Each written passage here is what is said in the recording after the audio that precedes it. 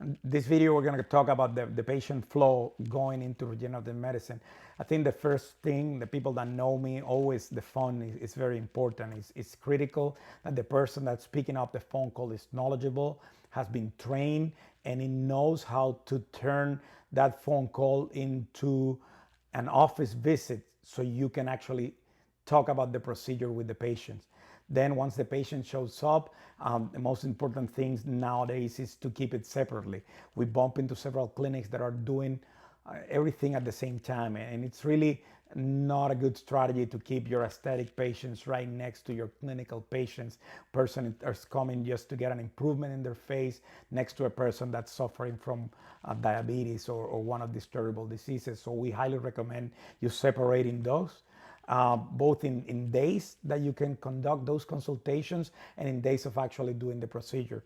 Once you're in the procedure, we really strongly advise you to keep the setup internally, the office, in a way that you don't need to be moving the tissue around, but you're extracting and processing, if not in the same room, in through that you move through internal doors, and then having a nice area where the patient can recover, rest, relax, even watch some TV, where they're going to be getting their IV or their injection, and then obviously be sensitive about patient expectation, patient needs, and follow up. Follow up is always critical.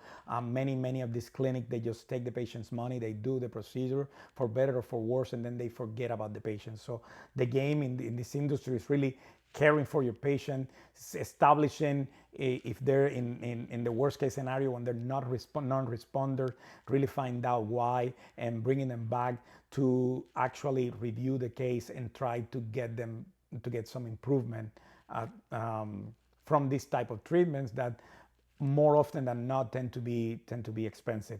So in a nutshell, that will be the patient flow in a practice from the phone call to the follow-up.